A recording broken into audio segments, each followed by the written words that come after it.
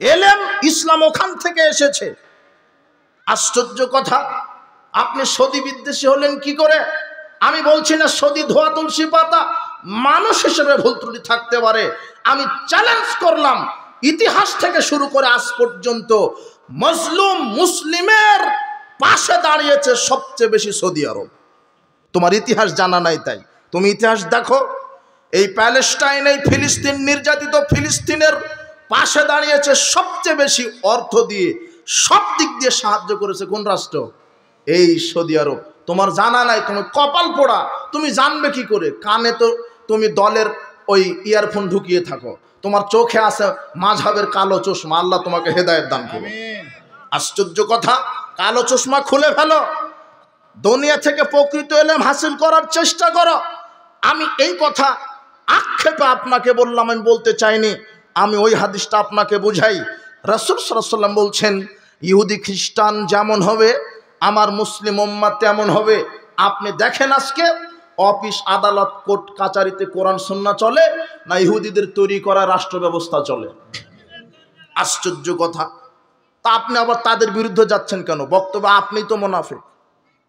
তাদেরই তৈরি করা গণতন্ত্র মানেন, তাদেরই তৈরি করা শিক্ষা ব্যবস্থা মানেন, তাদেরই তৈরি করা অর্থ ব্যবস্থা আপনি মানেন, আবার তাদের ধ্বংসের জন্য দোয়া করছেন। তা আপনি মুনাফিক না? আশ্চর্য কথা। সূরা ফাতিহা আপনি প্রতিদিন বলছেন, 17 রাকাত ফরজ সালাতে 17 বার আপনি সূরা ফাতিহা বলছেন, গায়রিল মাগদুবি আলাইহিম ওয়ালাদ-দাল্লিন। আলেম যারা, এরাই তো অর্থ জানে না, আপনি কিভাবে অর্থ জানবেন?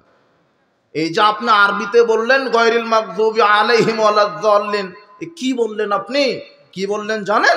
আল্লাহকে বললেন, আল্লাহ যারা অভিশপ্ত আর যারা পথভ্রষ্ট তাদের পথ থেকে আমাদেরকে দূরে রাখো। তারপর আমরা বলি কি? আমিন। আল্লাহ কবুল করো।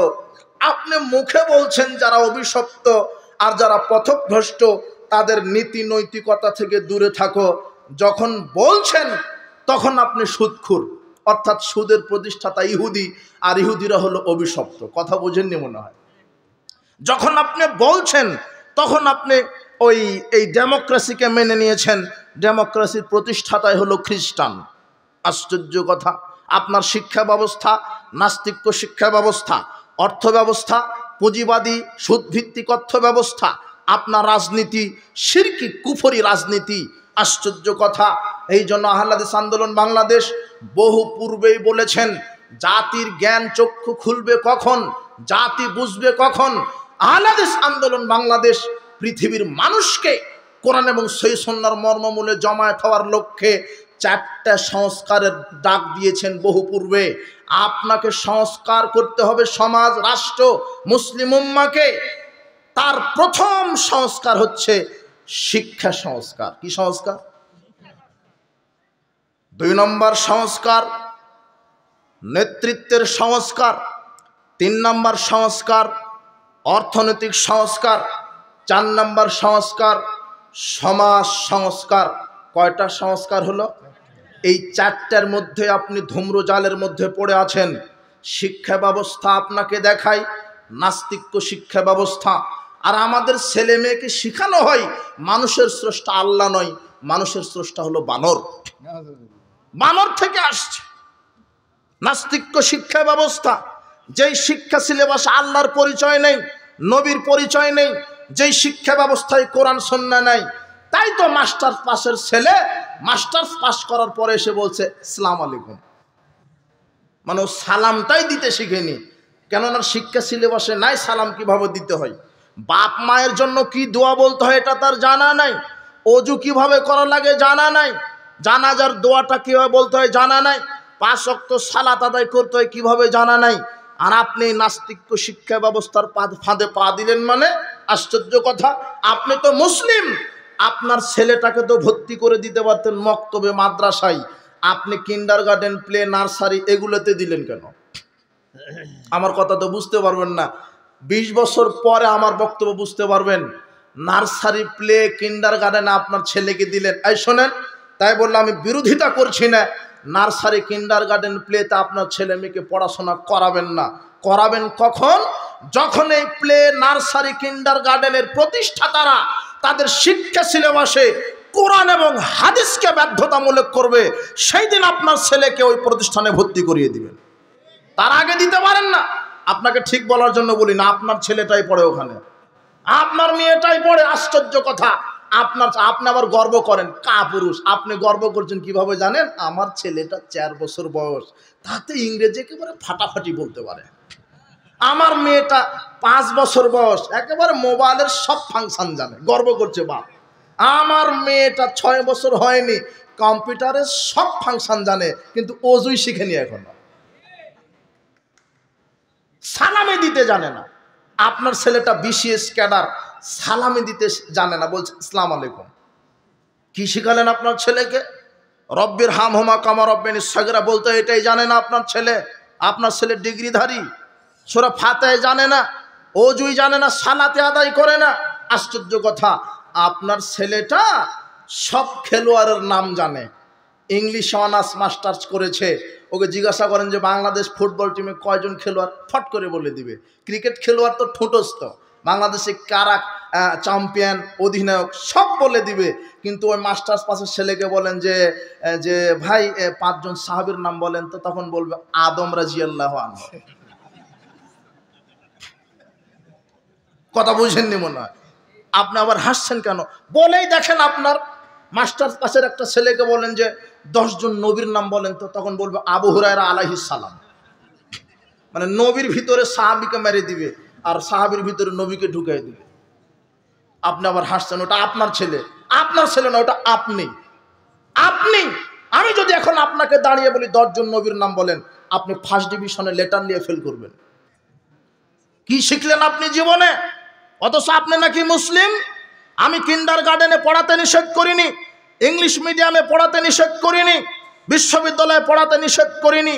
তবে আপনাকে ভাবতে হবে আমি মুসলিম, আমার ছেলে কোরআন সুন্নাহ পড়বে, আমার ছেলে আমার মেয়ে মক্তবে পড়বে, মাদ্রাসায় পড়বে, তারপরে বিশ্ববিদ্যালয়ে পড়বে, ইংলিশ অনার্স করবে, আপনার বিশেষ ক্যাডার হবে, সচিব হবে, র্যাব হবে, আর্মি হবে, এমপি হবে, মন্ত্রী হবে, তারপরে হবে। কিন্তু আল্লাহ বলেছেন ইকরা বিসমি রাব্বিকাল্লাযী খালাক। আগে কোরআন সুন্নাহ ইসলামী জ্ঞান বাধ্যতামূলক।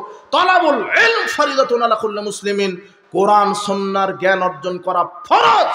আগে ফরজটা বাদ দিয়ে আপনি ভোগবাদী এই অর্থনীতি, রাজনীতি, শিক্ষানীতির পিছনে ছুটলেন। মানে আশ্চর্য কথা, আপনার ছেলে মেয়েকে কি শিখালেন?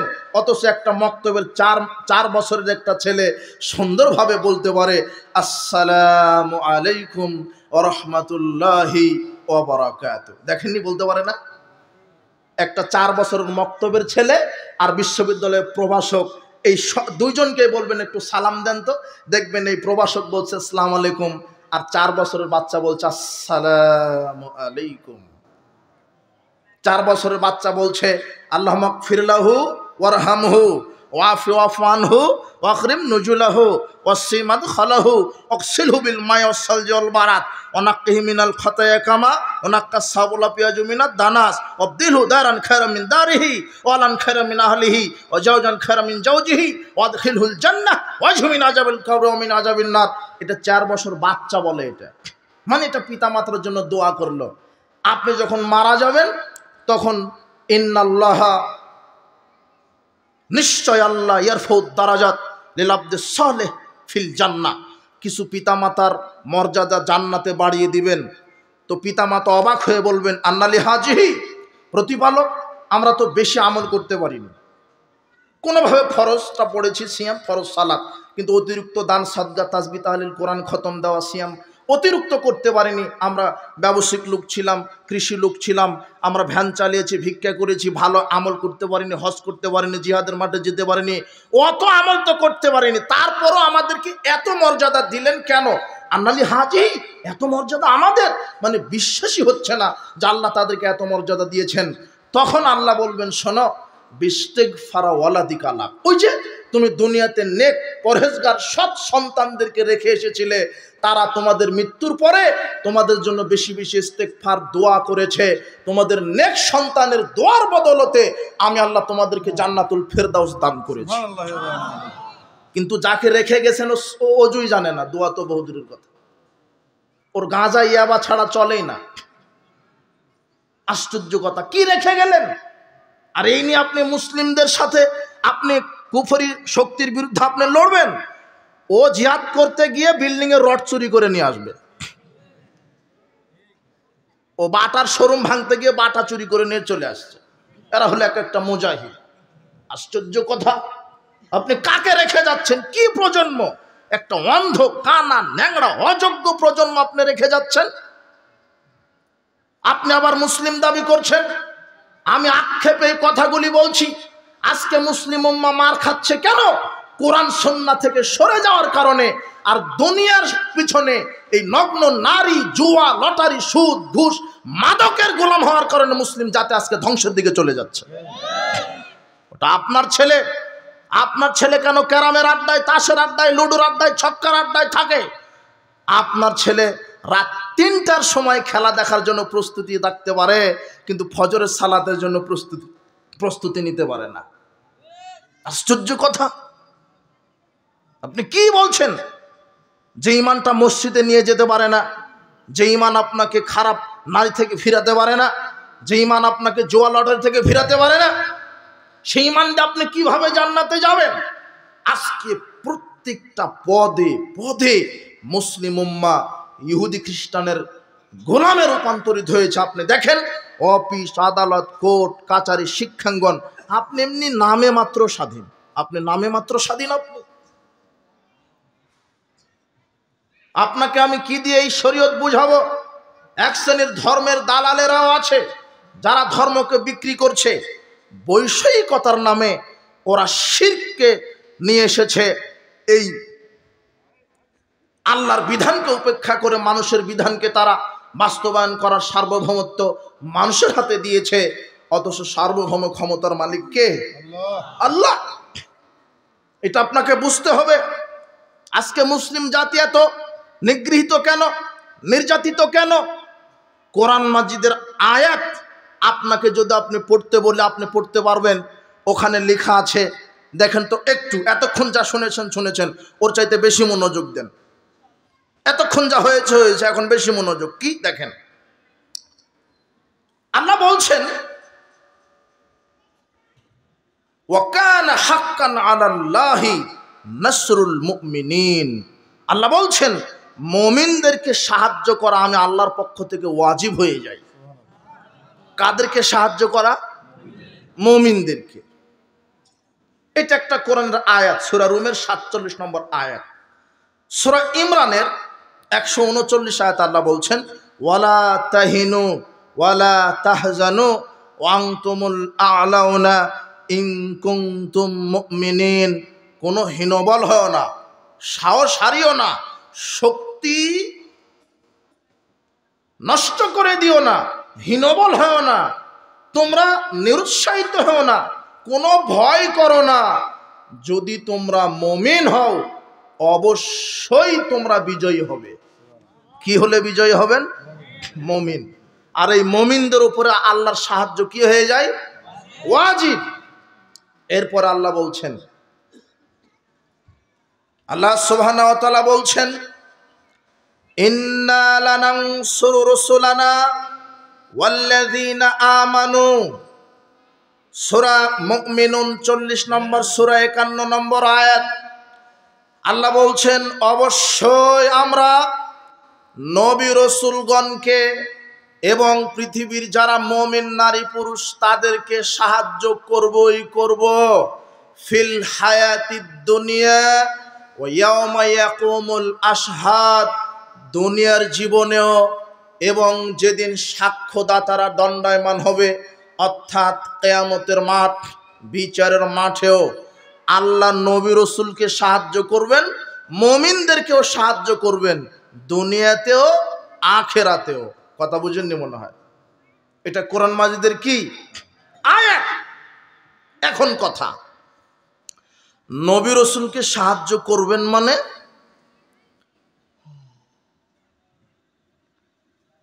নবী রাসূলগণকে বহু জাতি, বহু কম গোষ্ঠী অনেক নবী রাসূলকে হত্যা করেছে, করাত দিয়ে চিরে ফেলেছে, আগুন দিয়ে পুড়িয়ে মেরেছে। তার মানে আল্লাহ কি নবীদেরকে সাহায্য করেননি? তো যে আগুন দিয়ে পুড়িয়ে মারলো, এখনো বুঝতে পারেনি একটু।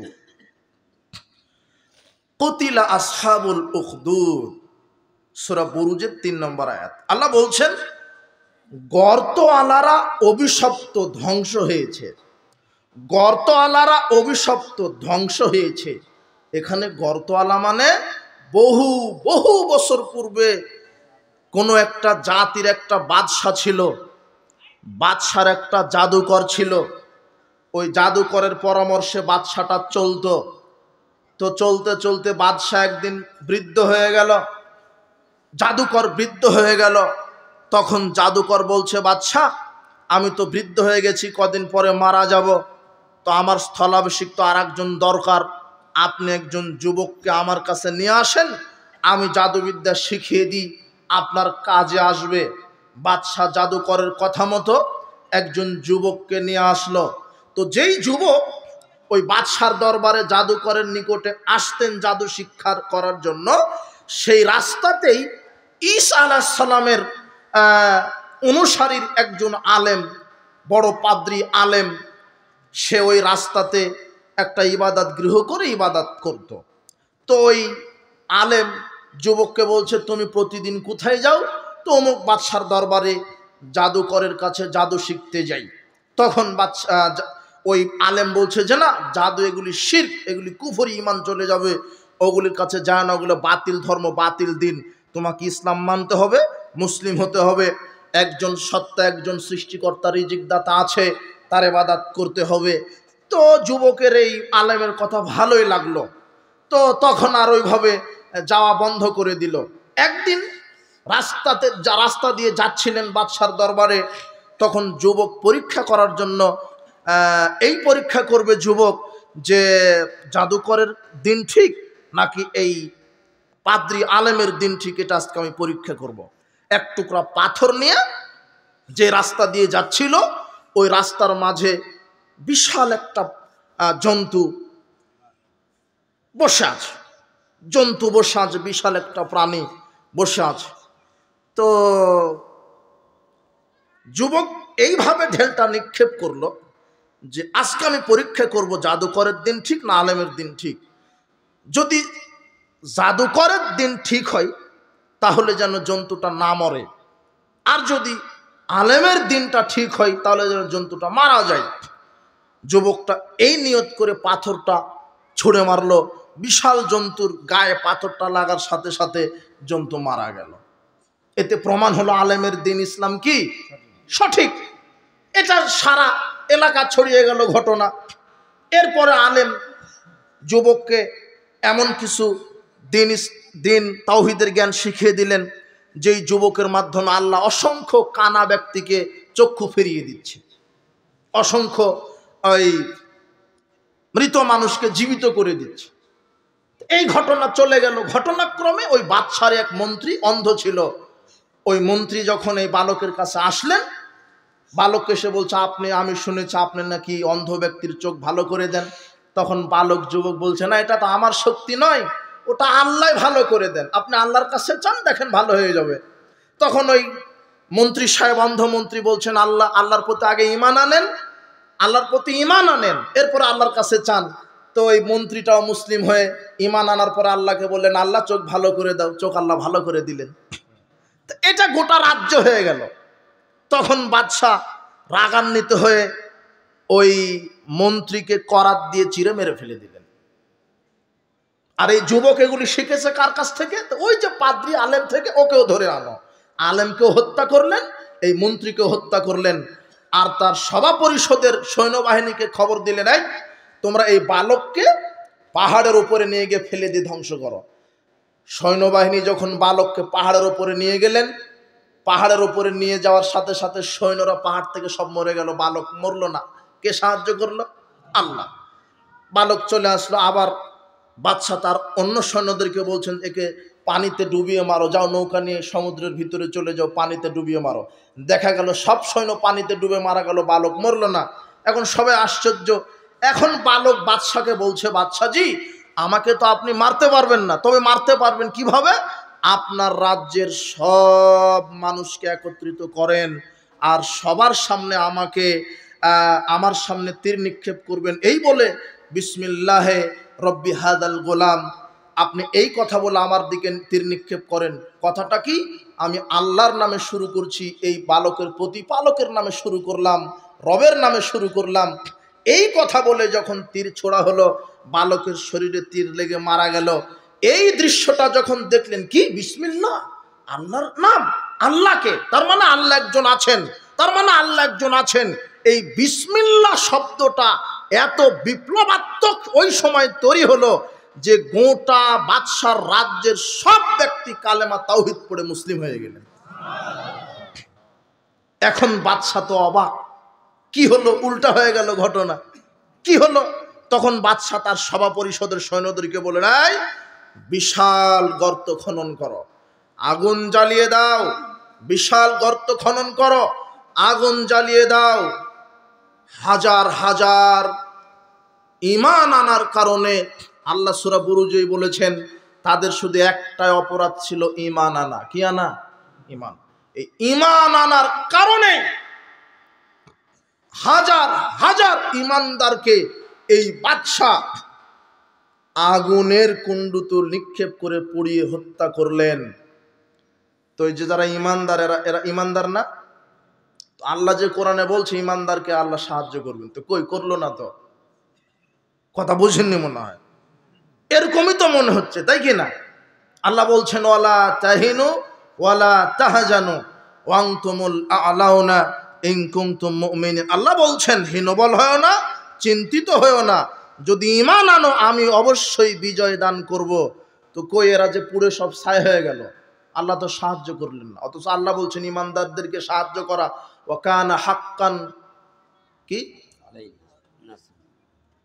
নাসরুল মুমিনিন, আল্লাহর পক্ষ থেকে সাহায্য করা এটা কি হয়ে যায় মুমিনদের উপরে?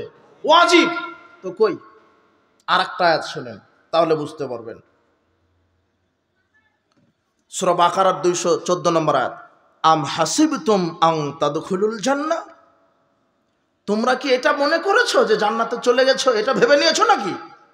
ওয়ালাম্মা ইয়াতিকুম মাসালুল লাযিনা খালাউ মিন ক্বাবলিকুম, অথচ তোমাদের উপরে ওই অবস্থা এখনো আসেনি যেমন তোমাদের পূর্ববর্তী উম্মতের উপরে এসেছিল।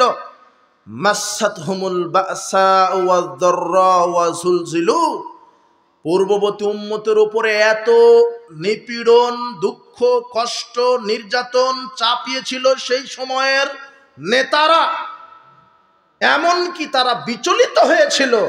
হাত্তা ইয়াকুলার রাসূল ওয়াল্লাযীনা আমানু মাআহু, এমনকি নবী রাসূলগণ, সাধারণ মুমিন নারী পুরুষগণ এই কথা বলতে বাধ্য হয়েছে, মাতা নাসরুল্লাহ, কবে আল্লাহর সাহায্য চলে আসবে, কবে আসবে আল্লাহর সাহায্য?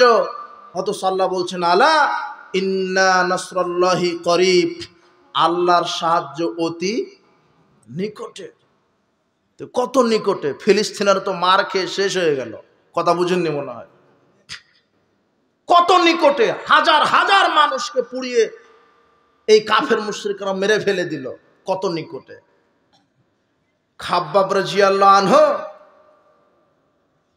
পিঠে কামারের কাছে গেছে দাওয়াত দিতে যে আপনি ইসলাম কবুল করেন। কামার তখন ওই গরম লোহাটা নিয়ে তার পিঠের উপরে ছিল মেরে দিয়েছে। যতক্ষণ না রক্ত বের হয়ে, রক্ত পানি, ওটা রক্তের তীব্রতায় ওই অগ্নির লোহাটা নিস্তেজ হয়ে গেছে। যতক্ষণ রক্ত বের হয়েছিল, ওই রক্ত পানিতে যেমন দিলে আগুন নিভে যায়, রক্তের তীব্রতায় লোহার আগুন নিভে গেছে। এরকম নির্যাতন সাহাবীদের উপরে। এই অবস্থায় এরকম নির্যাতন ভোগ করার পরে খাব্বাব রাদিয়াল্লাহু আনহু মসজিদে, এটা মক্কার ঘটনা, মদিনাতে যখন আসলেন খাব্বাব রাদিয়াল্লাহু আনহু মদিনায় মসজিদে নববীতে হেলান দিয়ে শুয়ে আছেন, বসে আছেন। তখন খাব্বাব রাদিয়াল্লাহু আনহু বলছেন আলা তাস্তানসিরু লানা আলা তাদউ লানা, হে রাসূলুল্লাহ, ইয়া রাসূলুল্লাহ, আপনি কি আমাদের জন্য আল্লাহর কাছে একটু দোয়া করবেন না? একটু সাহায্য চাইবেন না? আমরা তো মার খেয়ে খেয়ে শেষ হয়ে গেলাম। আমাদের ভাই বাপ দাদাদেরকে হত্যা করা হলো, বোন ভাই আত্মীয় প্রতিবেশী ঈমান আনার কারণে তারা হত্যা করছে, জ্বালিয়ে দিচ্ছে। একটু দোয়া করেন না, আমরা তো মার খেতে খেতে শেষ হয়ে গেলাম। তখন রাসূল বলছেন, শোনো, তোমরা তো কি মার খাচ্ছ? তোমাদের পূর্বের যারা নবী রাসূল এবং সাধারণ মুমিন নারী পুরুষ ছিল, ফায়ুদ আলা রাসিহি, এদেরকে রাষ্ট্র শক্তি, কুফরি শক্তি তাদেরকে ধরত, তাদের মাথার উপরে করাত রাখা হতো। ফায়ুজ আলা নিসফাইন, করাত দিয়ে তাদের মাথা শরীরকে চিরে দুই টুকরা করে ফেলা হতো। মায়া সুদ্দুহু যালিকান দিনী, এরপরও তাদেরকে এই কুফরি শক্তি দিন ইসলাম থেকে চুল পরিমাণ সরিয়ে দিতে পারেনি। তোমরা বড্ড তাড়াহুড়া করছো, অপেক্ষা করো, ইসলামের বিজয় হবেই হবে। অপেক্ষা করো, ইসলামের বিজয় হবেই হবে। আজকে মুসলিম জাতি যদি ঈমান থাকে, কাফেরেরা হতাশ হয়, নিরাশ হয়। আমি মুসলিম, আমার ঈমান আছে, আমি হতাশ হব কেন? মুসলিম জাতি আজকে মার খাচ্ছে, ওই আল্লাহ বলেছেন, আমি আল্লাহ মুসলিম ইমানদারদেরকে একদিন বিজয় দান করবই করব, ইনশাআল্লাহ করবেই। আপনি শুধু নগদটা বুঝেন। বিজয়ী সাহায্য দুই ধরনের হয়, দুনিয়াতেও হতে পারে, বিচারের মাঠেও হতে পারে। তবে নগদ বিজয় দিবেন এটা আল্লাহ কোরআনে বলেছেন। অবশ্যই আজকে মুসলিম উম্মাহ নির্যাতিত হচ্ছে, বিজয় হবেই। কাশ্মীর, আফগান, আপনার লেবানন, আপনার প্যালেস্টাইন, আমাদের মুসলিম ভাই বোন নির্যাতিত হচ্ছে, কিন্তু একদিন এটাও বিজয় হবে। ওমর ইবনুল খাত্তাব রাদিয়াল্লাহু আনহু তিনি প্যালেস্টাইন বিজয় করেছিলেন, বাইতুল মুকাদ্দাস বিজয় করেছিলেন। সালাহুদ্দিন আইয়ুবী তিনি বাইতুল মুকাদ্দাস বিজয় করেছিলেন। ঈমানের দুর্বলতার কারণে আবার তাদের হাতে চলে যাচ্ছে। কিন্তু ঈমান যদি পরিপূর্ণ, আল্লাহ বলে দিয়েছেন, যদি তোমরা পরিপূর্ণ ঈমানদার হও, বিজয়ী হবেই, আমি আল্লাহ বিজয় দিব। তার মানে বুঝতে হবে আমাদের মুসলিম উম্মাহ জনবল বেড়েছে, জনসংখ্যা বেড়েছে, ঈমানের পাওয়ার কমেছে। এটাই ঠিক। রোগের যতটুকু স্টেটমেন্ট ঔষধ দরকার সেই স্টেটমেন্ট পড়ছে না, যার কারণে রোগ ভালো হচ্ছে না।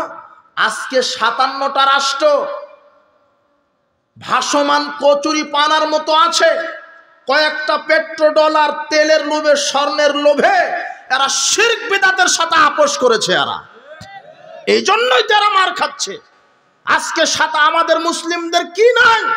57টা রাষ্ট্র আছে, সামরিক বাহিনী আছে, তেল আছে, পেট্রোল আছে, সেনাবাহিনী আছে, মানব সম্পদ আছে, শুধু আছে, আমাদের সবই আছে, কিন্তু ঈমান আমাদের আজকে নাই।